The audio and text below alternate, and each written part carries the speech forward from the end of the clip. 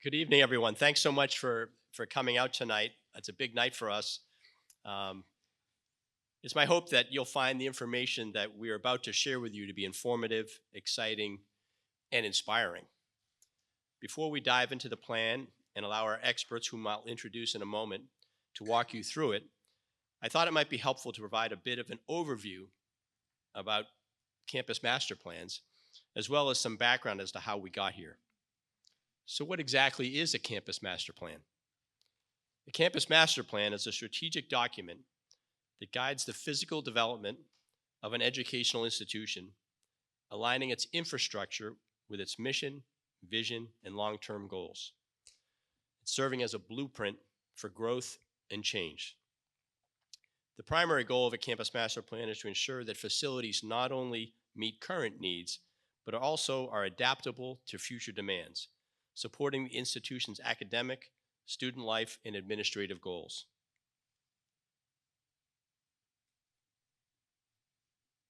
Getting to this point in our planning has required a great deal of teamwork and patience. You may recall that nearly 3 years ago, CFA took the unprecedented step and advantage of the extraordinary opportunity to acquire 11.4 acres of land immediately adjacent to our campus.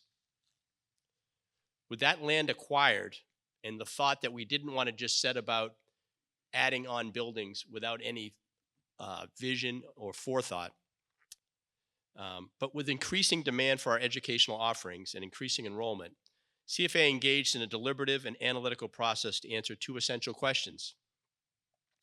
How many students do we want to enroll at CFA? And how many students can we enroll at CFA? We did a lot of work. We hired consultants. We spent a lot of time thinking about what we wanted the school to look like, how big a division would be, et cetera, et cetera. And we completed that analysis. And we are not advancing. There we go. We ended up with this plan. And you can see at the bottom, if you look at the LE 1 through 12 row there, you get almost 880 students.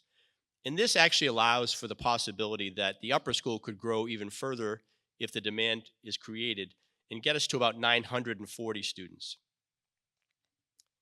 With the school size question answered, we turned our attention last year to two important efforts: procuring the middle school annex, Building H, because we were busting at the seams in Godwin Hall, and also developing a strategic plan. So we took this long-term view. Where is education going to be 25 years from now? And we developed this strategic plan. Itself was a comprehensive process involving the input of all stakeholders, as well as the collaboration of representatives of all constituency. And we developed this plan using our pillars that we know so well, and you'll recognize this final product that resides on our website. We'll be providing updates to our progress on the plan, against which we're making great progress, by the way, via a dynamic dashboard, which will also reside on our website and should be available by the end of the school year or early in the summer.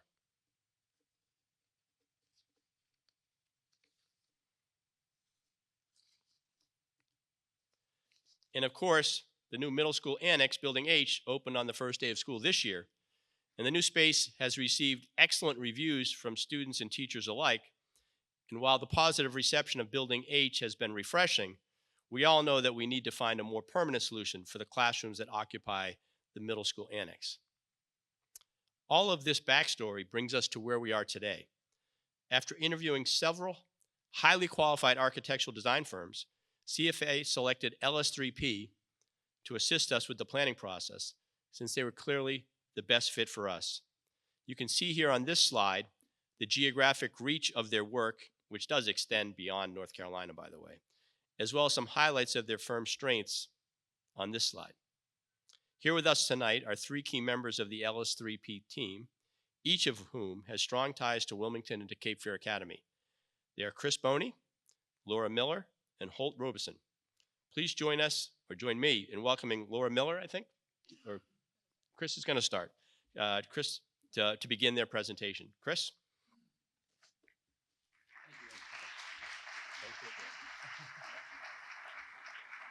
Thanks so much. Before we begin, I want to say that my first performance was in this building. It was December of 1972, and I was 1 year old.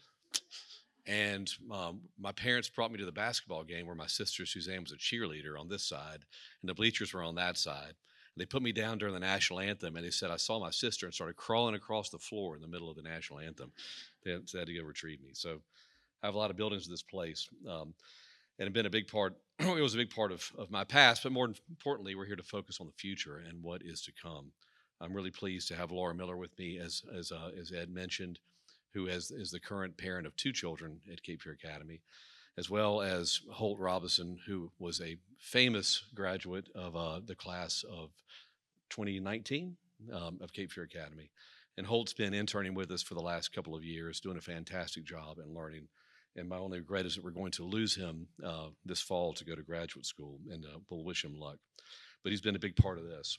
So thank you for listening to us tonight and for us walking through what we believe is a very comprehensive and an excellent master plan for the school. The committee worked very hard. You see the members of the committee here on the screen, many of whom are in the audience tonight. You should really thank them for their work because they've been giving tirelessly their time and talents to the process, and it's really been a fantastic group to work with. It's made our job much easier when you have people that are dedicated, that know what they're talking about, and feel passionately about the direction of the school. Whoops. Yeah. We also have a design team that's made up of many individuals from across a number of different skill sets. With LS3P, we brought in members of our Charlotte office as well as Wilmington, CMTA engineers, as well as SiteWorks Studios, who we've worked with on several master plans, including Christ School in Arden, North Carolina, Davenport Traffic Engineering, and traffic is a big part of what we've been studying and of what the master plan is going to be. And finally, MVP for cost estimating services. So tonight we're going to talk about a summary of the process we've been through, which has been lengthy and exhaustive. Talk about our facilities assessment and recommendations, feedback that we've gotten, the programming for what we're going to do moving forward, and then finally talk about the actual master plan of the physical built environment, phasing and costs and schedule. So to lead us off, Laura Miller is going to walk us through our facilities assessment and recommendations. Laura?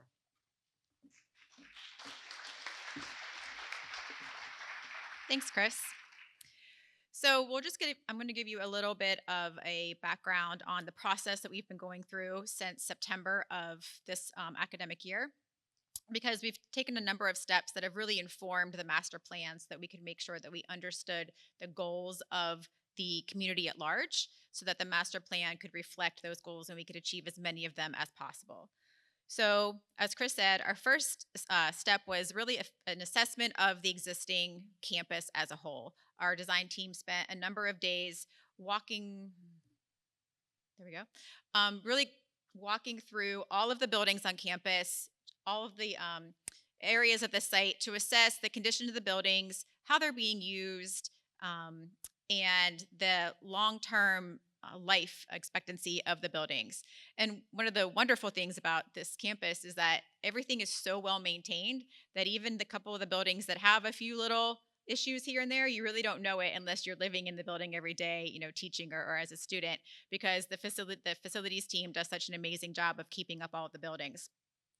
But we gave each building basically a grade and a proposed long-term use for, as we continue with the master plan. So as you can see here, most of the buildings scored really well, lots of A's, a couple B's.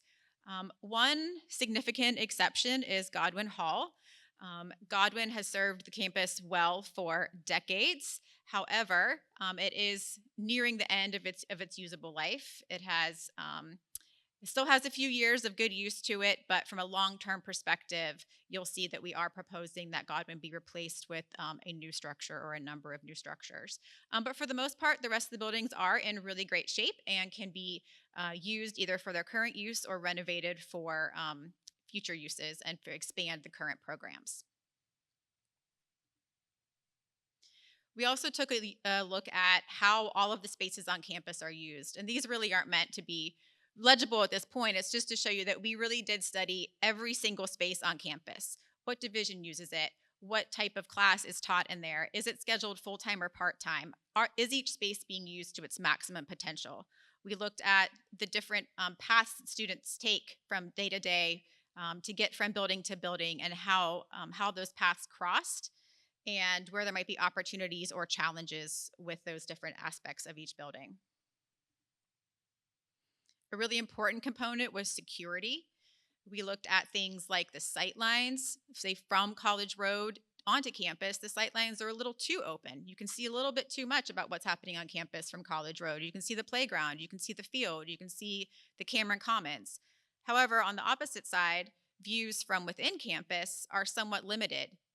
From the Welcome Center, for example, you can't really see who's coming onto campus, and so there's not a lot of control unless folks are out and about, kind of really patrolling campus. Also, as you can see from the orange lines, visitors, depending on where they park, really have to traverse kind of all through campus potentially to get to the Welcome Center. So that's something that we wanted to address in the master plan, just to really increase and heighten security all over campus. We took a really in-depth look at the site, and we're not going to go through all of these points, but there were a number of things that we really wanted to point out that we felt could be addressed in a master plan. The signage and wayfinding can be a bit challenging. Anyone who remembers your first time coming to campus, unless you've been a student here, you might not have been able to find the Welcome Center or known exactly where to go. So we wanted to address that. The playgrounds are kind of front and center, and they don't have a lot of shade, so another priority. And a big part of what we looked at was the site circulation and the traffic. As Chris mentioned, traffic is a major component of the day-to-day happenings here on campus. And so some of you may remember that our traffic engineers were on campus earlier in the fall and documented the queuing lines, where there are conflicts between pedestrians and vehicles. And so we took a lot of that into account in terms of how can we eliminate any of those conflicts where students might be crossing any type of traffic lane. So that was the assessment of the existing conditions. The next phase we took was to interview and have interface with the various constituent groups, including parents, faculty and staff, and students. So we had a wonderful day of engagement with the students here on campus, where we were set up in multiple locations, and we had a number of students come through, just over 100 from all the divisions, and we gathered their feedback on the types of spaces that they would love to see on the Cape Fear Academy campus. A lot of the upper school students, it was great to have them come through, even though many of them won't be here to enjoy any of the new spaces because they will have graduated and moved on. They had some great ideas about what spaces they would have loved and would love to see on campus, as well as some great feedback from our middle schoolers and lower school students as well. We had a very similar day of activity with the faculty and staff, where a number of y'all came through and we talked about the different priorities that you might have for your specific division, the types of spaces you would like to see in the future of the campus, and how those spaces could be used and how they might impact your educational programming. And we also sent out surveys to the faculty and staff, as well as parents, to ask a number of questions about your interactions on campus currently, and what you would like to see moving forward. And we had a really great turnout. You can see in the blue here is the type of the responses we got from faculty and staff, a good mix from little explorers all the way through upper school. And similarly, in the gold are the number of parents we had respond to the survey. Some of the questions were the same for both groups. Some of them were individual or unique to each group. We asked probably 25 to 30 questions on each. We'll just highlight a couple here. One that we asked the parents was about what challenges do you have while navigating on campus? And you can see pickup and drop off was the number one challenge. Parking and kind of wayfinding / knowing where to go. Some of the questions were the same for both groups, which was helpful for us to see where there were similarities and differences in perspectives. This one in particular was about outdoor spaces that folks would most like to see incorporated into the master plan. So you can see playgrounds, outdoor classrooms, and open space for flexible use were the three most popular. And then we asked, what spaces on campus do you feel are effective for current use? Most popular answers there: Science and Innovation Center, Welcome Center, McNeil Fine Arts, the gyms, and the turf field. Conversely, which spaces on campus do you feel need to be improved? And those most popular responses were middle school classrooms, art and music, Penton Dining Hall, teacher lounges, which was a teacher only question, and the playgrounds. And there were also a number of open ended questions. And what was really great to see was that there was a lot of similarity in responses. This one in particular was asking, what types of new spaces do you feel are needed on campus? You can see a lot of parallel: a larger fine arts center that can accommodate more students, a larger cafeteria and dining facility, a library with study spaces. This was something that the students also asked for in our day of engagement with them. And then outdoor space for multiple uses, as well as covered areas. We also had sessions with the various division leaders regarding the number of spaces that gave us an idea of the square footage of buildings. So all of that data led us to a list of priorities of things to incorporate into the master plan. So there are a lot of things on this list, but I'm going to highlight them because I think they are important, because this is what we heard from you all and the students about what you really want on this campus. Starting with a new primary and lower school, a new middle school, an addition and renovation of Cameron Hall to accommodate the upper school, a new building for music, art, and theater space. Correction, theater classroom. Theater will stay here. However, a renovation to McNeil Fine Arts to expand and enhance the seating, and a new tech theater space. A new library to serve all divisions. A new welcome center that is clear and obvious entrance to visitors and has better view for security. Renovation of the Bean Wright Student Center, Penton Dining Hall to accommodate more students. Renovation to the athletic center to include additional health and wellness space, and then some new facilities and maintenance spaces as well. From the site perspective, I will somewhat summarize these, but from a traffic and security, eliminating that crossing of pedestrians and vehicles was really a top priority. Separating the teen drivers from everybody else, everyone agreed on that one. Clear and obvious wayfinding to the Welcome Center, and then maximize security.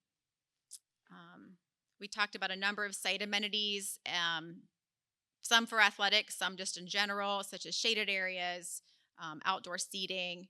On the athletics up there in the upper right, you see there was a number of folks who would really love a track and a varsity field with a field house and bleachers, at least 3 athletic fields, relocated and reoriented tennis courts. Chris will get into that in a minute, and possibly a baseball field, along with making sure we've got great pickup and drop-off areas for primary and lower school, middle school, upper school, and outdoor seating for the cafeteria and dining area. So that's a lot, and I promise we're going to get through all of that. But this was kind of our guidebook that we used whenever we started to put pen to paper and figure out what the future of this campus is going to look like. And I'm going to hand it over to Chris to explain that to you. All right, thanks, Laura. So that's a lot. There's a lot of great work that's gone into this, and now I get to show you the fun parts. And I'm going to have Holt over here help me to point out some of the things as we go. And I will point out that a lot of the graphics you see, if not most of them, were done by Holt and done very, very well. So this is what you see today in the current master plan, the overview and the bird's eye view of the campus as we know it. And here's the overall site. A couple of things I'd like to point out that would be helpful as we go forward in our discussion of this are First of all, the area to the back of the campus behind the tennis courts, the unknown valley, or it's had different names over the years, is basically a bowl. It's really difficult, if not impossible, to develop anything back in that area because the entire neighborhood of around it drains back to that point, and there's no outlet. So in any rain, it floods, and it floods horribly back in there. So anything we do in there, you're going to push water back out on the rest of campus on the neighbors. So we are, for the purposes of this master plan, leaving that essentially alone. We've tried for years to redevelop it, and it's just really too difficult. The other thing I'll point out is that the addition of the Methodist church next door obviously gives us a large amount of land and is a great blessing and benefit to the school.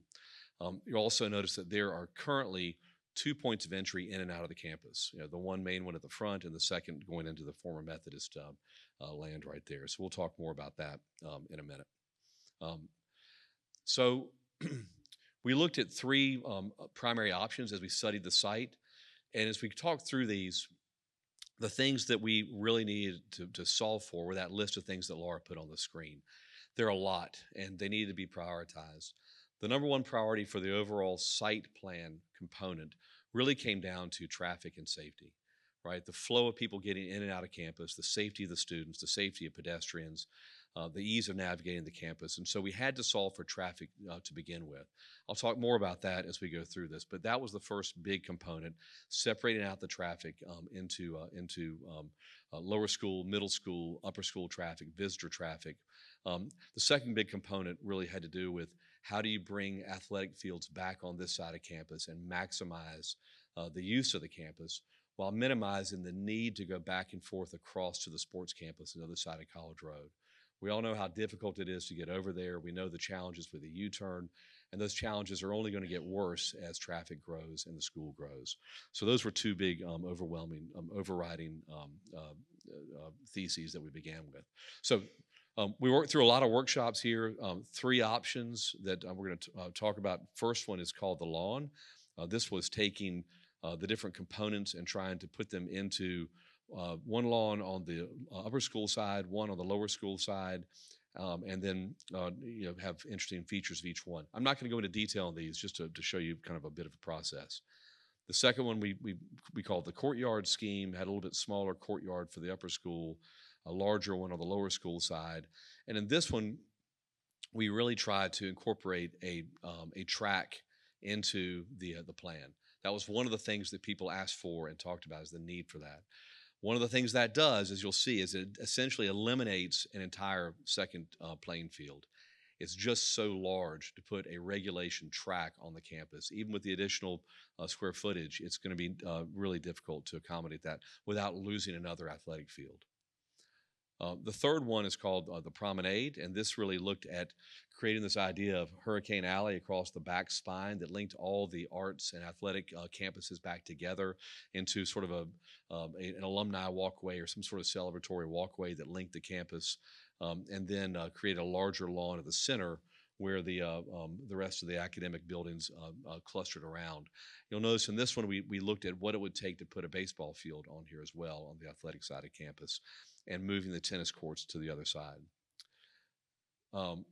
So we had several work sessions. We built three-dimensional models. We brought in the team and the committee. We brought out a lot of trash paper. We worked around all these solutions, and what we came up with was this, which is really messy and ugly, but it's essentially a combination of all three of those different schemes with different components of each one. And this is a much cleaner version of what that looks like. There will be, this information will be available. We don't have printed copies tonight, but it will be available to you a bit later with a key showcasing all the different components of the plan. So let me walk you through what those components are briefly. Then we're going to talk about how we get there in different phases. So to begin with, you'll see number 2 here is the addition to Cameron Hall, which would be an upper school addition to complete that U shape. The next component, just sort of walking through the bigger ones, number 6 is the new middle school building right there. Number 7 across the lawn will be a new library with outdoor teaching space, as well as containing music, arts, and theater classrooms. within a multi-purpose type of building. Number 17, very importantly, is the new lower school building, which will be built right in that location with a dedicated playground, protected playground on the backside that backs up near the maintenance area at the rear. 25 is the maintenance area, since we're talking about that, that'd be relocated with more room for staging for that department. And to do that, we've relocated the tennis courts across into the new into the athletics field over there, with a small practice field in addition to the existing turf field. 2 new fields on this side of campus. One, which would be the larger varsity field with a stadium, ability to build in a stadium, a permanent, more serious stadium component, and a second JV and practice field adjacent to that.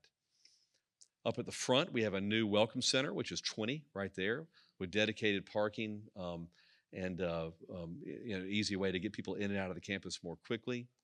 And finally, in addition to that, we have an outdoor addition to the Penton Dining Hall and to the Beanwright Student Center there for be able to have indoor-outdoor classroom space as well as dining space. And then back of house, a new central energy plant, number 14 back in there. And of course, number 11 is a tech theater addition to this building, to the McNeil Fine Arts Center. Additionally, 15 is the current athletics building, which we're not proposing to make any major additions to, but there would be major renovations to that over time to repair a few technical problems, and also to change over some classroom space into office space and move some pieces around. 30 is a large parking lot for the upper school on the upper end of the campus right there. And one very important thing to note is we're proposing a new entrance off of Oleander Drive, which would be that entrance right there, 34. This would allow quick access in and out of the campus from that end. It would also allow the exiting of the campus from the upper school students, so they don't have to mingle with the lower school students coming in and out and the parents. We are proposing this Hurricane Alley idea, which would stretch from an outdoor classroom at one end of the athletics building all the way back down to the pickup and drop-off area right there for the lower school students. So walking through how the pickup and drop-off is, I know this is going to be a concern for a lot of people in the room. The lower school students would come in just like you do now to the main entrance and take a left. We have a dedicated loop that wraps all the way around the campus and gets up to where 27 is and does a loop-de-loop around there. So we have plenty of staging area across the entire piece there. This has been, we've studied it. We've actually got the numbers for the number of trips, for the capacity for the campus in the future, and for all this queuing. So no cars would ever have to back up into College Road under this scenario, and we'd have plenty of room for the lower school students to get in. The middle school parents, and middle school and lower school could still get dropped off. You have 2 kids in the same car. I get it. You can drop off right there. They can use Hurricane Alley. If you only have middle school students, or younger high school students, you can take a right there and loop around and do a drop-off loop right there, and then exit the campus right back out to College Road in that direction. So is that fairly clear? We'll have some time for questions later, but I want to make sure everybody understands the basic premise of that. And then finally, upper school students would be able to come in, go straight into their parking lot right there, not mingle with the middle school students or the lower school students, and park and get into their campus very easily. Visitors would come in and park right there at the Welcome Center, so you have dedicated parking right there and some spillover parking in front of the athletics going alongside that new athletic field right there. So that's vehicular traffic. Pedestrian traffic, what I really like about this plan is that no pedestrian would ever have to cross a patch of asphalt to get anywhere. You can come in, have a sidewalk that gets you from classroom to dining hall, from dining hall to sports field to sports event, without ever having to cross over any of the traffic ways for cars.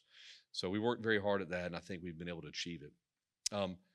I'll also point out on here, number 4 at the center is a new bell tower, a location to be able to have that at the center of that big lawn there. And Laura, what have I missed? I think we got all the major components of the thing there. All right, so now flipping that thing up into 3 dimensions, this is what that begins to look like. Now I'm going to flip it again. Hang on, this is what it looks like from the front. So as you come into the campus, the way that most of us perceive the campus, you'd walk in over the same entrance right there with expanded stormwater ponds to either side. I mentioned that the site is flat and it's a bit of a bowl at the back. We are going to need to do significant expansion to the stormwater system to be able to accommodate all this growth.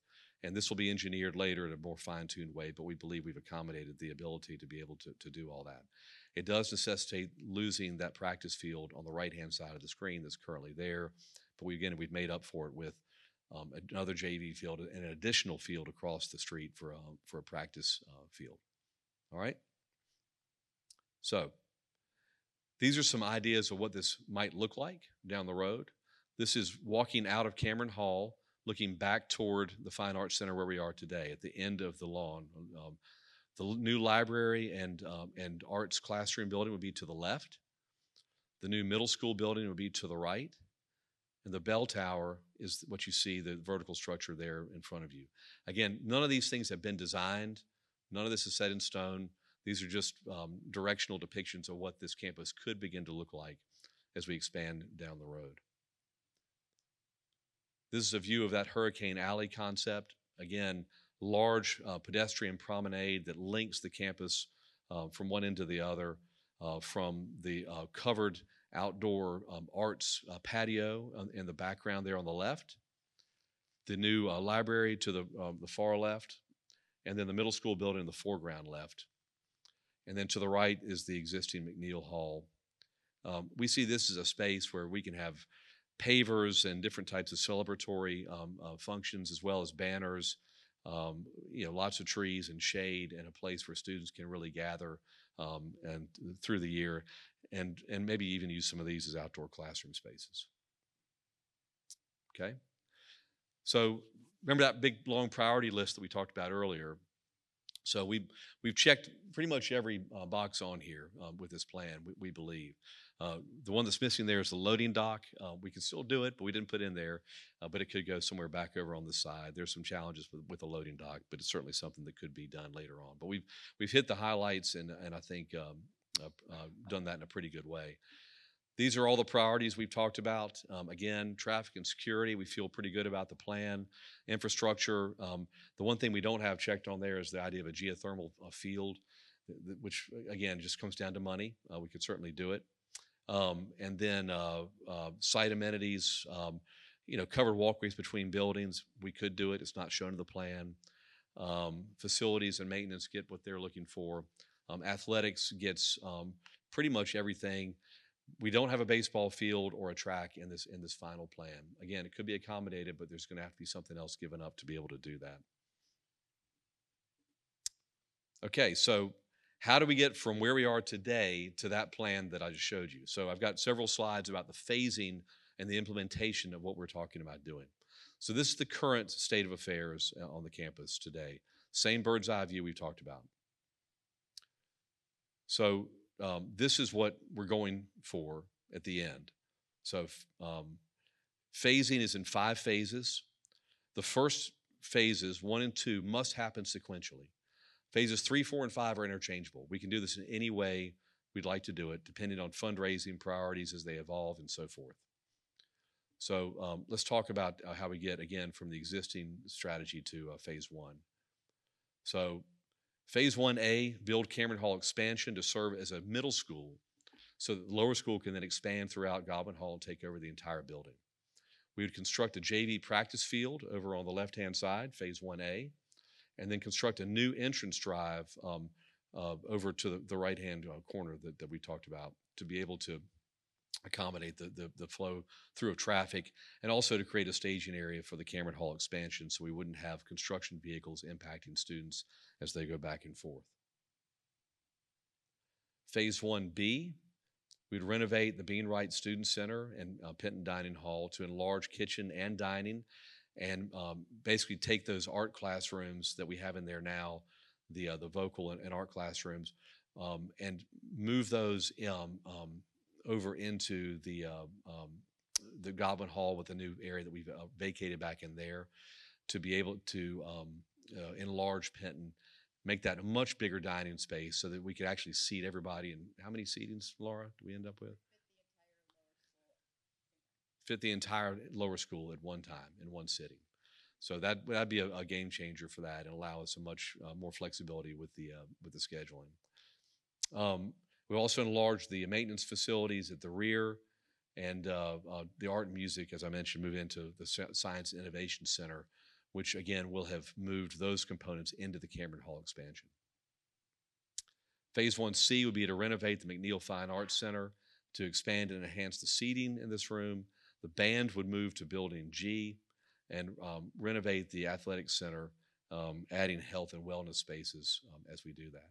So again, we're using Goblin Hall as a sort of a staging area to decant other spaces to clean them up as we go through this process. So at the end of phase 1, the lower school has additional classroom space in Goblin Hall, reestablish a lower school library, which used to be in the center of Goblin Hall where those classrooms are currently. A portion of Penton Dining would serve as after-school space. The middle school would have additional space in the Cameron expansion. All students and faculty would be back together in one building, which would be fantastic. We would get out of Building H, the annex. The upper school would have math classrooms out at the athletic center in the Cameron expansion, so we wouldn't have to trek all the way back over there any longer. Renovated spaces inside of Cameron Hall. And then for all students, we'd have an enlarged cafeteria and serving area, an enhanced fine arts center, new health and wellness spaces in the athletic center, and a new JV practice field away from College Road. And that would conclude phase 1. All right, phase 2, and again, these are the two that have to happen sequentially. The first thing is to build a new lower school building, a new Little Explorers and lower school building, and playgrounds back at the rear there. Construct a new central energy plant for the mechanical and energy systems throughout the campus. Demolish Goblin Hall and the Science and Innovation Center, and construct a temporary gravel parking lot to replace lot number 2 over where the next to where the annex is currently. All right. Everybody understand that? I'm going to keep moving. Phase 3 would be to build a new music, arts, theater, and library building, and to build a new academic quad and bell tower there at the center. So we're beginning to complete this idea of an academic quad at the center campus. Phase 4, we demolish the primary building to build a new 2-story middle school. The upper school would now fully move into Cameron Hall expansion, take over that entire building. Middle school would have their own address, their own drop-off area. Phase 5, we will build, now at this point we complete the entire loop of the campus driveway system that we've been talking about, and the parking, relocate the tennis courts to the athletic campus, build the new varsity field house, and bleachers, build that Hurricane Alley concept, build a new welcome center and alumni garden, a new maintenance building at the rear, and demolish buildings G and H. So that would then complete the master plan and give us that idea that we presented at the very beginning. With the academic quad, all the buildings contained around there, the new athletics fields on the left, the fully re-envisioned circulation patterns, and the enhanced arts buildings and athletic center. So how long will this take? Well, phase 1, we're projecting 2 years and 4 months. Again, design and permitting a little less than a year. Construction will be 12 months plus an additional 6 months plus an additional 4 months as we go through the different phases of that. Phase 2 would take about 2 years and 8 months to build the new primary lower school. And then phases 3, 4, and 5 are really interchangeable and are going to take somewhere between 2 years, 2.5 years, and a little over 3 years. So at the end of the day, we're talking about potentially a 10-year build out or even longer, depending on fundraising, logistics, so many different things. So it's difficult to get too far out there, and Ed will talk about this as well.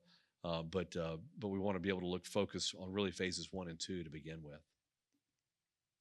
And with that, my portion is complete. Be happy to take some questions from everybody and answer anything you got.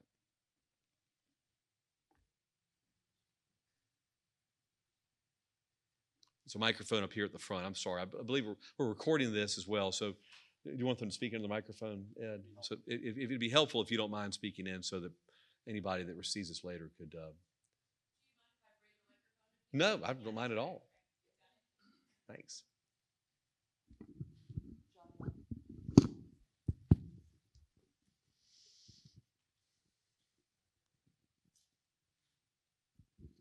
This is really exciting and wonderful.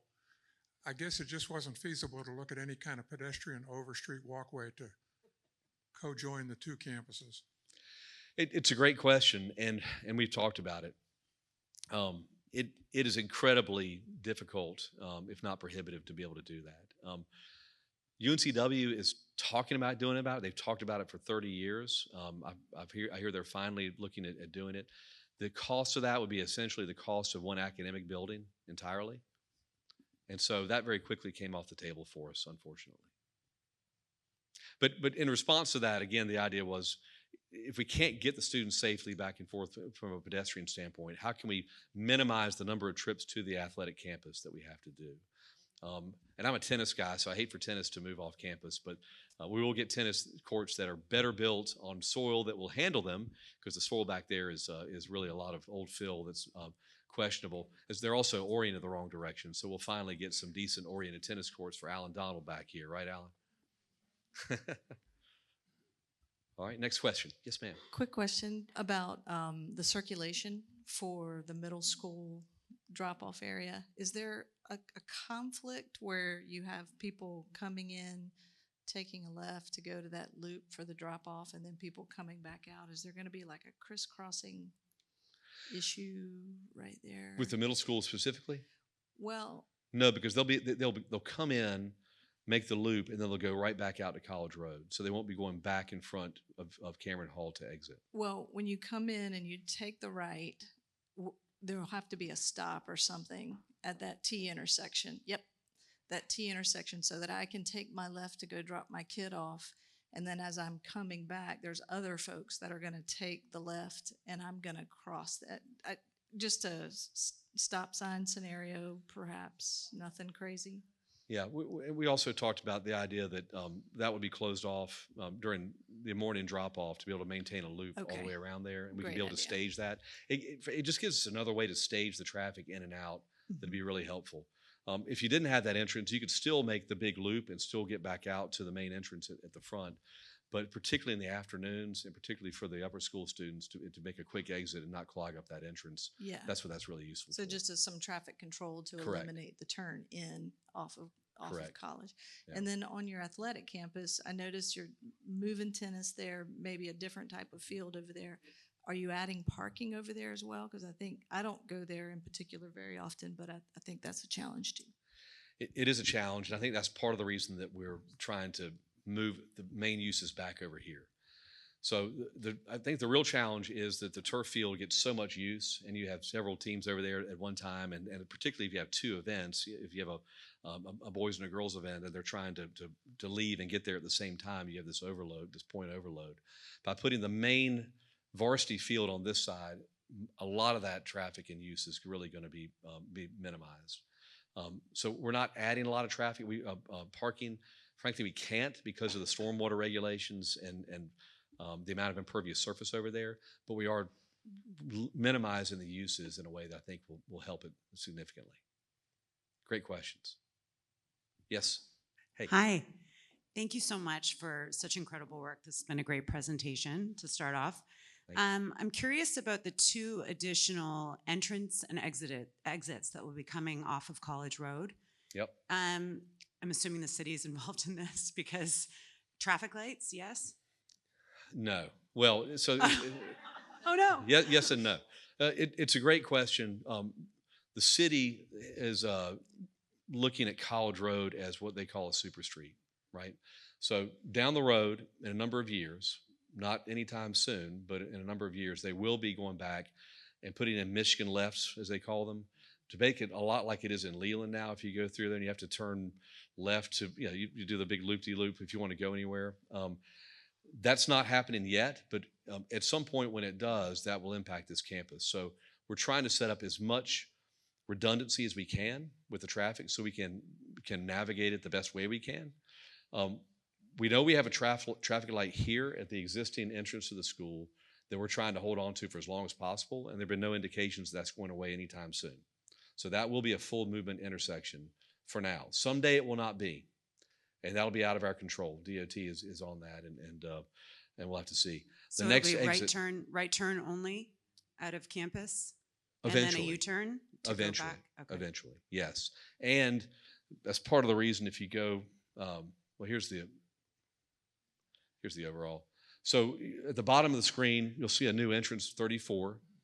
And we're closing down the old entrance from the old Methodist church site, which is sort of where that retention pond is, in order to get another curb cut back there where 34 is, and to get access. So we have to sort of give up one to get the other. But we're hoping by spreading those out, we can, again, minimize the amount of cars that are having to someday take a U-turn right there at the athletic fields, and push that out as far as we can. So we have redundancy across the whole thing, but DOT is they're gonna get us someday. Yep. But for now, we have one traffic light. We're not gonna be able to get any more. So we've heard, unfortunately. But golly, it sure would be nice. Yes, ma'am. Hi. First, I echo the gratitude and the effort to put this together. So thank you. I actually have 3 questions. The first 2 should be quick. Office space, is that all going to be in the Welcome Center? Like for Ed and his team? Yeah, it's all TBD. It's really undetermined right now. I mean, it's a master plan, so we're sort of at 30,000 feet. We have enough space to be able to accommodate the office needs, we know. And we also, by decanting some of that space, for instance, in 15, where you have the classrooms upstairs, that'll be repurposed as additional athletics, office space, as well as performance spaces. So we don't have the space in the plan. We don't have the fine-tuned program yet, though. And the second one, I actually heard UNCW present their master plan. I don't know enough about this. You probably know more. Something about like the new way to design fields for athletics that you can like use dual, like you don't have to have a separate baseball and a separate track. Do you know any? I have no idea. I just heard them say something. Can you talk about that? They do have multiple use fields. It doesn't set up on our campus to be able to do it that way. We did look at that, but again, it would require losing the tennis courts where they are on the current field, or losing some of the traffic circulation on the current. So there, I don't know specifically about what they proposed as far as that multi-purpose field, but it would be difficult, if not impossible, on the campus currently. It's something we can keep studying, though. It really is. I mean, we've talked about, again, this is a framework for a plan, and we'll see what comes down the pike. And yeah, sorry, last question.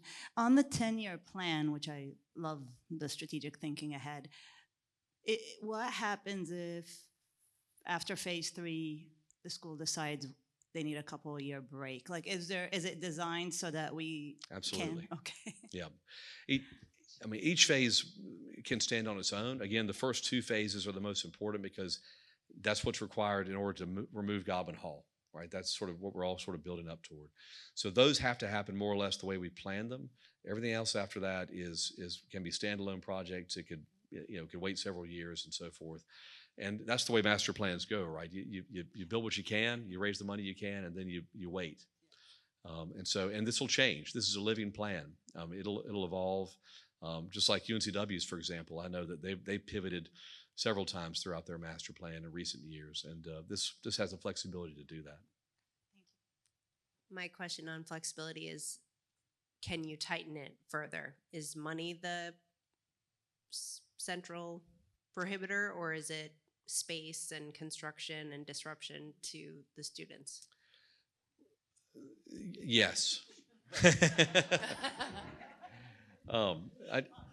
I mean, I really think money is going to be probably your biggest prohibitor for how quickly we can move on this. But Ed, do you want to? It'll talk about that in just a minute. But we can move more quickly. What we can't do is do it all at once. We have to move students safely around the campus, and so the first 2 phases have got to be done the way they are. The others could be moved around. For example, we could build the entire road network, go ahead and get that in place after phase 2, and make that happen, and then come back and complete the other work later on. But we can't do that at the same time that we're doing 6 other things. Other questions? All right. Thank you. Ed?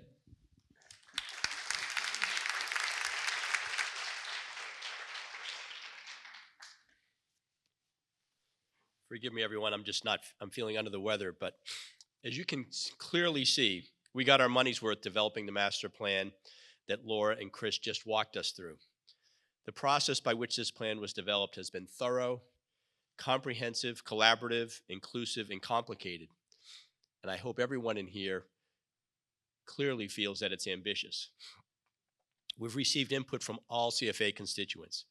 We wouldn't be at this point today without the considerable input of our facilities committee, led by trustees Mark Maynard Jr. and Koo McQueen, who are here tonight. We could not be more excited about the prospects for this plan, which is comprehensive, has many phases, and will transform the CFA experience well into the next 25 years and beyond. I want to reiterate a few things here, and I'm not going to keep going through the various screens because I think you've done a wonderful job of detailing the phases here. But I just want to say, phase one, when completed, this is what we need to pay attention to.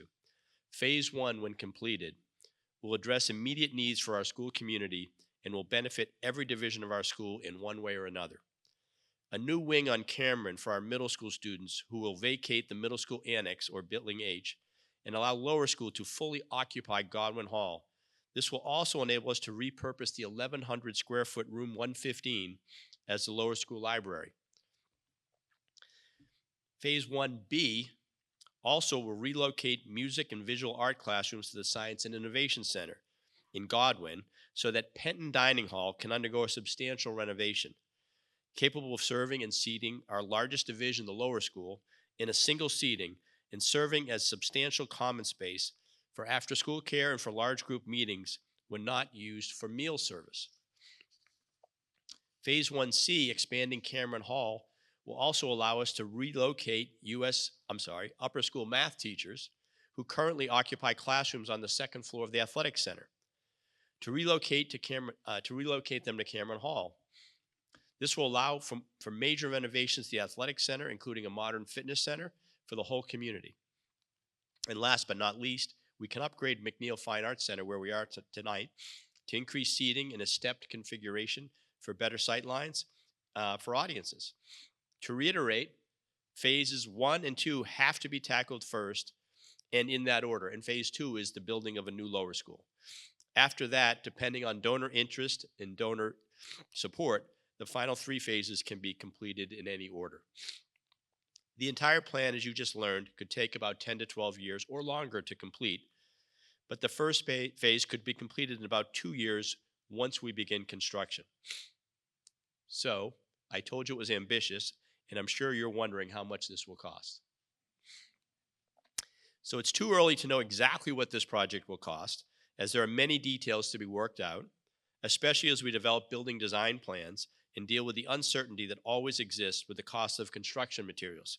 However, using the best estimates today from qualified experts, we have a very conservative, I would call it padded estimate, that phase 1 could cost as much as $20 million. We hope it will not cost that much. $20 million may sound like a big number, and it is, but we are just beginning to work with fundraising experts to determine how much we can afford. To help us figure out how much we can afford through a feasibility study, we have already engaged Moss & Ross. Moss & Ross Associates are a highly regarded fundraising consulting firm familiar to independent schools throughout North Carolina. They will help us with this vital work. That research will begin in earnest in the months ahead, while design drawings and permitting are underway for phase 1. We plan to wrap that up, that feasibility study, by the end of this calendar year. That's December of 25, January of 26. In any project as expansive as this one, there is always a tension between cost and affordability, as Chris just mentioned. Once we have a better idea about what we can afford, we will be able to determine exactly how much of this plan we can accomplish and over what time frame. It is our hope that once we share this plan with everyone in the CFA community, many of you will be inspired to provide financial investments in the form of donations totaling the amount I mentioned or more to support the kind of educational experience our students and faculty deserve. Before I open up for any other questions, I thought it would be helpful to answer some anticipated questions. People ask about tuition and tuition increases, as always. They're based on annual operating budgets and will not be increased further to support new construction. Annual operating budgets are driven primarily by the salaries we pay our teachers and staff, which we increase annually to keep our faculty ahead of inflation. Funds for this project will be raised through comprehensive campaign contributions by donors large and small. While we are raising capital funds to pay for this construction, we will continue the annual fund to provide current use dollars to provide enhancements to our daily operations. There are many ways you can help us enhance our culture of philanthropy at CFA. Obviously, we will be counting on you to be as generous as you can be, and no one should assume that any gift is too small. Every gift matters. As you already know, you can contribute your time to our cause by volunteering, as so many of you already do, and you can be great ambassadors for CFA, becoming well informed about our mission, our strategic plan, and our master plan, and sharing this information with people and organizations who can help us achieve this ambitious plan. There are countless ways to contribute to this effort. One of the primary benefits of an independent school like CFA is that we are able to establish our own mission and our own priorities. This independence also is the cost of operating an independent school. Capital improvements are not funded by federal, state, or local governments, rather by generous donors, just like those who donated the land on which we were sitting, built Godwin Hall in 1967, and provided the generous funds for all the other buildings which grace our campus today. If it weren't for the many generous trustees, parents, grandparents, alumni, and friends of CFA who came before us, there would not be a Godwin Hall, a Cameron Hall, a McNeil Fine Arts Center, a Bean Wright Student Center, a Penton Dining Hall, a Brown Theater, a Boney Courtyard, a Bellamy Tennis Courts, a Chadwick Conference Room, and a Sawyer Welcome Center. The list goes on. It will take several years to complete once we start, but the finished product will enable our students and teachers to thrive in ways we can only imagine. And it will lay the foundation for future campus construction that will enable CFA to add to its well-earned reputation as the finest independent school in our region. We welcome your feedback on this plan, and we encourage you to offer your support so that we can all see this vision come to fruition over the next few years. Thank you.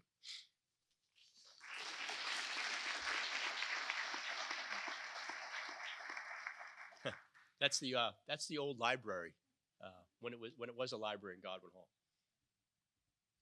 Right, there we go. That's phase one. Are there any other questions?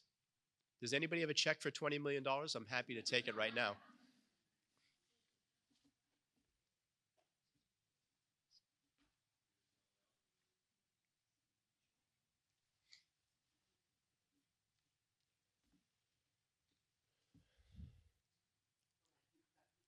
So I'll I read- know I'll read it. the preference is to fundraise and to pay for 100% of it through fundraising. Have you contemplated taking out a loan to quicken the pace? And if so, what were your thoughts relative to that? We've actually thought the question is, would we use funds other than just donations to fund this this phase?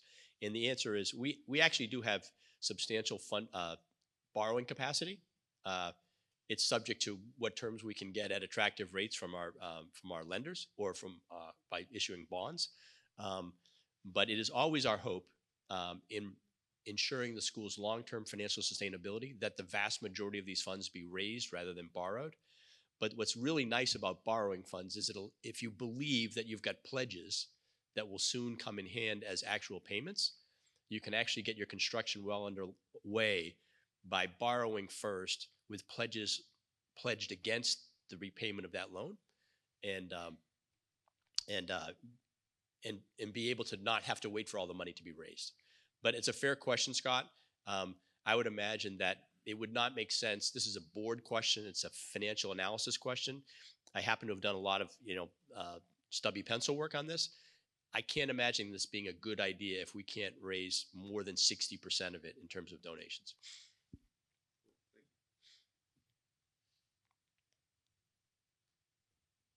You guys have been a great audience. You can be my students any day. This will be great. Thank you so much for coming out on a Tuesday night. I know it's a very busy time of year. I think for students, we have 35 school days till commencement. So it's a crazy time of year. Seniors will be going off soon. Thank you for all your support. Thank you for turning up. That I really appreciate it. And thank you to this team. Thank you to the trustees. I appreciate everyone's input.